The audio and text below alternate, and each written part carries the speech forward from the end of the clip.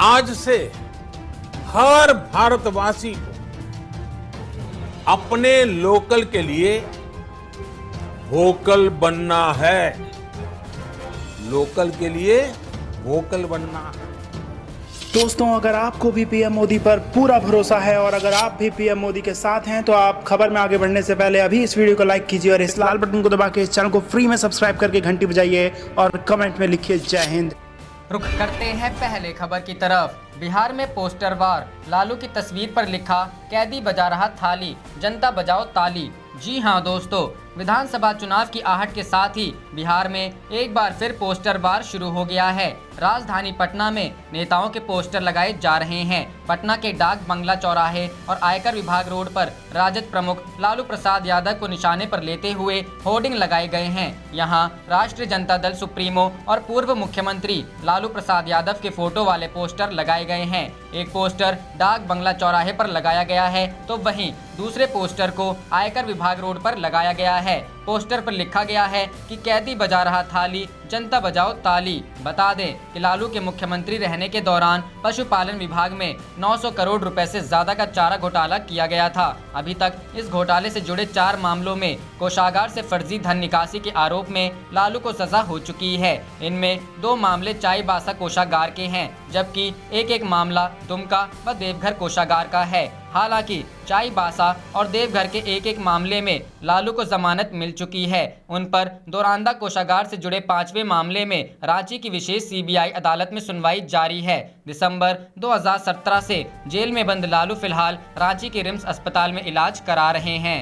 रुख करते हैं अगली खबर की तरफ। यूपी में कल से खुल जाएंगे सभी दफ्तर, धर्मस्थल, शॉपिंग मॉल, होटल और रेस्टोरेंट। जी हां दोस्तों, सोमवार से धर्मस्थलों, शॉपिंग मॉल, होटल व रेस्टोरेंट को खोलने के लिए प्रदेश सरकार ने गाइडलाइन जारी कर दी है। सभी स्थानों पर सोशल डिस्टेंसिंग, मास्क लगाना या फेस कवर रखना अनिवार्य होगा और सार्वजनिक स्थानों पर थूकने पर प्रतिबंध रहेगा। सभी स्थानों पर कोविड-19 महामारी से बचाव और जागरूकता के लिए पोस्टर व स्टैंडीज का प्रयोग जरूरी होगा। शासन की ओर से जारी गाइडलाइन में धर्मस्थल, कार्यालय, शॉपिंग मॉल, होटल व रेस्टोरेंट संचालन के लिए क्या करना है और क्या नहीं करना है, इसके बारे में विस्तार से बताया गया है। अपर मुख्य सचिव गृह अवनीश कुमार अवस्थी ने बताया कि सभी जगह प्रवेश से पहले सैनिटाइजर का प्रयोग, इंफ्रारेड थर्मामीटर से स्कैनिंग जरूरी होगी। जिनमें कोरोना के किसी तरह के लक्षण मिलते हैं उन्हें प्रवेश नहीं दिया जाएगा। धार्मिक स्थलों में प्रवेश और निकास की व्यवस्था अलग अलग द्वार से की जाएगी। एसी का प्रयोग करते समय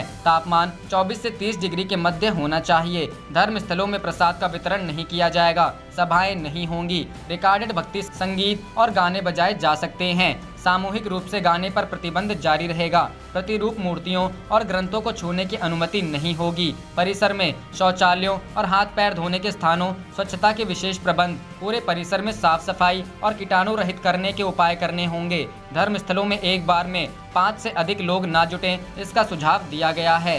रुख करते हैं अगली खबर की तरफ। अनलॉक होते ही सरपट भागा कोरोना, अब दुनिया में 6ठे नंबर पर भारत, वापस होगा लॉकडाउन। जी हां दोस्तों, देश में पिछले 24 घंटों में 9,462 कोरोना संक्रमित बढ़े। इसके साथ ही मरीजों की कुल संख्या 2.36 लाख से ज्यादा हो गई। इसके साथ संख्या के लिहाज से भारत कोरोना से बुरी तरह प्रभावित रहे इटली से आगे निकल गया है। worldometers.info के मुताबिक भारत अब 6वें जबकि इटली 7वें स्थान पर है। इन आंकड़ों की माने तो भारत में शनिवार सुबह तक 2,36,184 मामले थे, जबकि इसी दौरान इटली में यह आंकड़ा 2,34,531 था। हालांकि मौतों के मामले में काफी अंतर है। भारत में 6,649 जबकि इटली में 33,774 लोगों ने दम तोड़ा है। कोरोना से सबसे ज्यादा प्रभावित 5 देश अमेरिका, ब्राजील, रूस, स्पेन और ब्रिटेन है।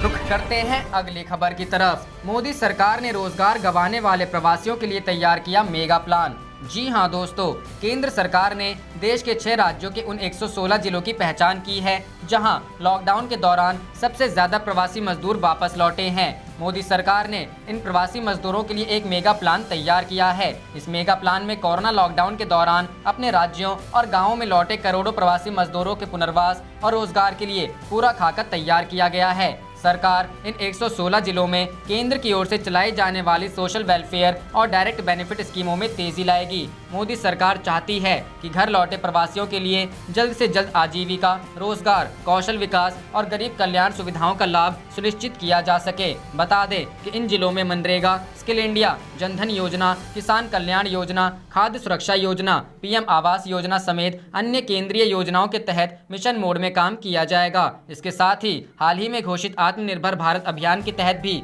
इन जिलों पर ध्यान केंद्रित करने के साथ ही बाकी केंद्रीय योजनाओं को भी सुचारू रूप से शुरू किया जाएगा। केंद्र सरकार के मंत्रालयों को भी कहा गया है कि 2 हफ्ते में इन जिलों को ध्यान में रखकर योजनाओं का प्रस्ताव तैयार करके पीएमओ भेजे। रुख करते हैं अगली खबर की तरफ। आरजेडी की थाली का जवाब विरोधियों ने ताली से दिया, पटना में नए पोस्टर से निशाना। जी हां दोस्तों, बिहार की राजनीति में सुपर संडे की सुबह पटना में नए पोस्टर वार के जरिए हुई है। पटना के कई इलाकों में आरजेडी के थाली अभियान का जवाब विरोधियों ने ताली बजाकर दिया है। आरजेडी के विरोधी खेमे की तरफ से पटना की सड़कों पर नए पोस्टर लगाए गए हैं। इस पोस्टर को कैदी बजा रहा थाली, जनता बजाओ ताली का कैप्शन दिया गया है। शनिवार को नेता विरोधी दल तेजस्वी यादव ने राजद प्रदेश कार्यालय के बाहर पोस्टर लगाकर नीतीश सरकार पर हमला बोला था, जिसके बाद पटना के सड़कों पर आज नए पोस्टर लगाए गए हैं। नए पोस्टर में राजद के करीब अधिकार दिवस पर निशाना साधा गया है। पोस्टर में जेल में बंद राजद सुप्रीमो लालू प्रसाद यादव, पूर्व सांसद शहाबुद्दीन और राजबल्लभ जैसे नेताओं को हाथों में थाली लिए हुए दिखाया जा रहा है। पटना के डाक बंगला, चौराहा, इनकम टैक्स गोलंबर सहित कई जगहों पर यह पोस्टर लगाया गया है। इस नए पोस्टर के बाद बिहार की राजनीति एक बार फिर से पोस्टर पर गरमाने की उम्मीद बढ़ गई है। रुख करते हैं अगली खबर की तरफ। आरएसएस की 3 दिवसीय चिंतन बैठक रविवार से देश के ज्वलंत मुद्दों पर होगी चर्चा।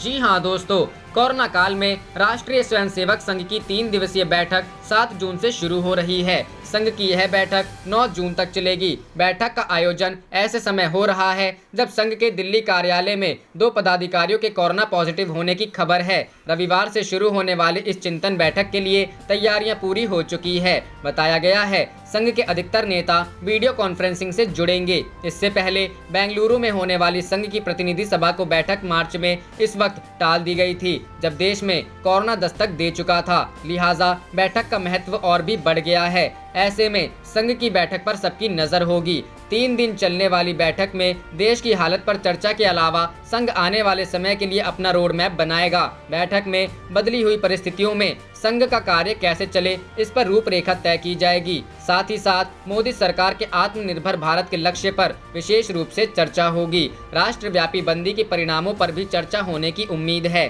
बैठक में सरसंघ चालक डॉक्टर मोहन भागवत, सर कार्यवाह भैया जी जोशी के अलावा 5 सहसर कार्यवाह वैचारिक संगठनों के प्रतिनिधि हिस्सा लेंगे। बैठक ऐसे समय हो रही है जब कोरोना वायरस ने देश और दुनिया की दिशा ही बदल दी है। जाहिर है इससे जनता, सरकार और भारत ही नहीं संघ भी अछूता नहीं रहा है। बैठक में मोदी सरकार के 1 साल के कामकाज पर भी चर्चा होगी।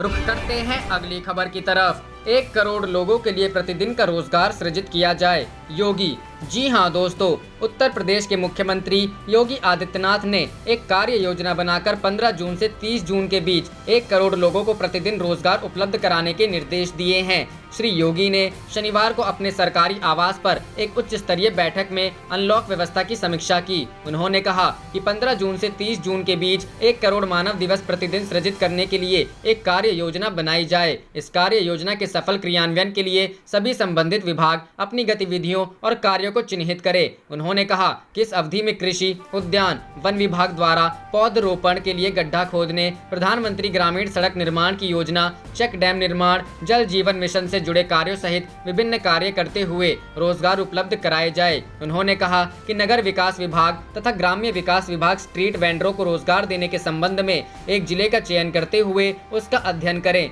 स्ट्रीट वेंडरों को प्रधानमंत्री पैकेज के साथ जोड़कर रोजगार उपलब्ध कराने का एक मॉडल तैयार करें। उन्होंने कहा कि पटरी दुकानदारों के लिए प्रधानमंत्री के विशेष आर्थिक पैकेज में 10,000 रुपए के ऋण की व्यवस्था की गई है। श्री योगी ने प्रदेश के पटरी दुकानदारों को इस योजना का लाभ सुनिश्चित कराने के निर्देश दिए। उन्होंने कहा कि पटरी दुकानदारों के लिए ऐसे स्थान चयनित किए जाएं जहां वे सुगमता पूर्वक अपना कारोबार कर सकें और यातायात भी अवरुद्ध ना हो। उन्होंने कहा कि राज्य सरकार का संकल्प है कि कोई सड़क पर ना सोए। प्रधानमंत्री के पैकेज में श्रमिकों एवं कामगारों के लिए किराया किराए पर मकान उपलब्ध कराने के लिए भवन निर्माण की व्यवस्था करें। श्रमिकों के हितों को ध्यान में रखते हुए इस प्रावधान का भरपूर उपयोग किया जाए ताकि श्रमिकों के लिए किफायती किराए पर सुरक्षित एवं सुविधायुक्त आवास की व्यवस्था की जा सके। उन्होंने कहा कि किफायती किराए पर आवास से बड़ी संख्या में श्रमिक, कामगार व शहरी गरीब लाभान्वित होंगे। प्रदेश में कार्यरत अन्य राज्यों के श्रमिक यदि अपने गृह प्रदेश जाना चाहते हैं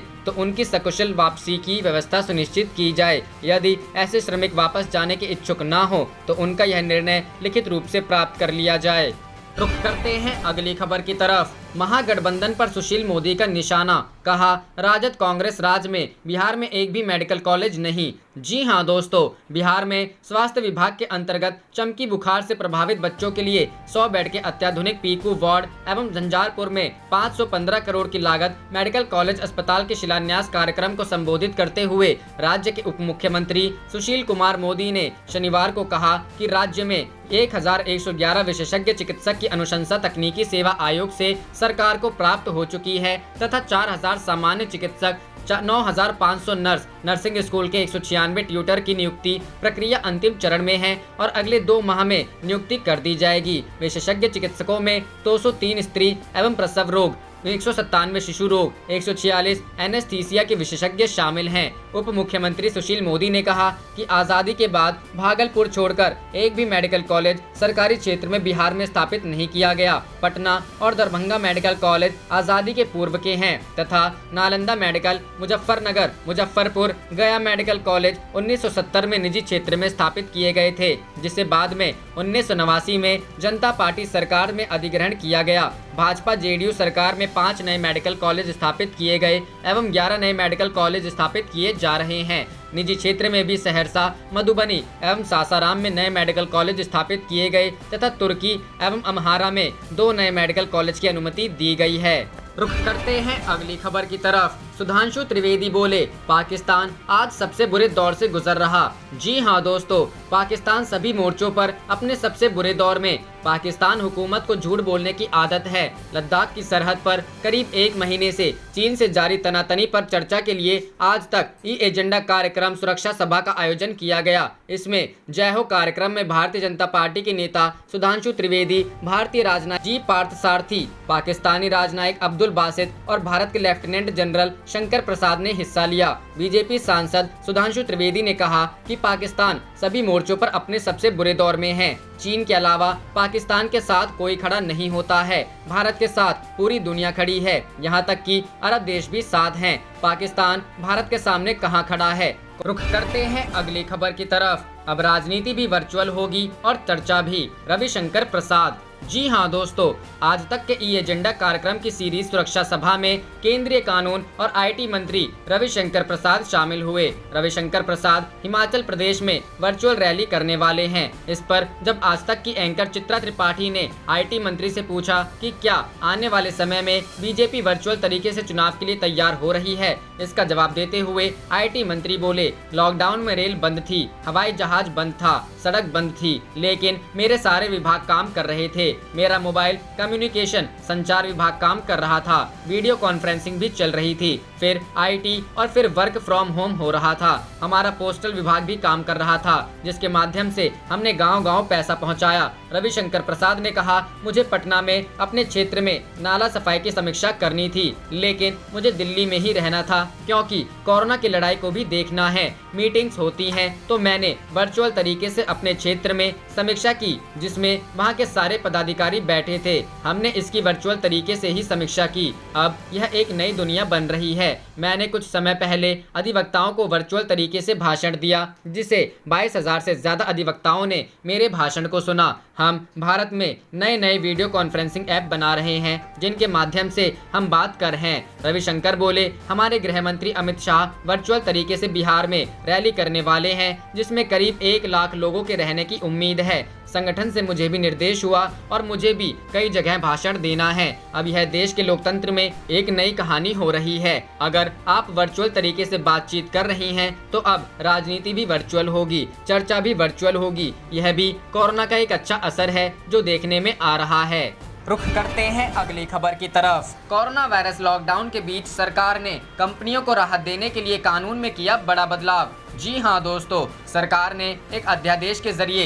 इंसॉल्वेंसी एंड बैंकरप्सी कोड में बदलाव कर दिया है। इस संशोधन के बाद कोविड-19 महामारी की वजह से जिन कंपनियों ने डिफॉल्ट किया है उन्हें उनके लैंडर्स आईबीसी में नहीं घसीट सकते हैं। सरकार ने ऑर्डिनेंस के जरिए आईबीसी के सेक्शन 7, 9 और 10 को फिलहाल सस्पेंड कर दिया है। अगर आसान शब्दों में कहें तो आपने कारोबार चलाने के लिए बैंक में कर्ज लिया है और लोन नहीं चुकाने की वजह से अगर आपको डर है कि कहीं आप पर आईबीसी के तहत कार्रवाई ना हो जाए तो इसका इंतजाम कर दिया गया है। आप देख रहे थे आपका अपना चैनल जय हिंद जय भारत।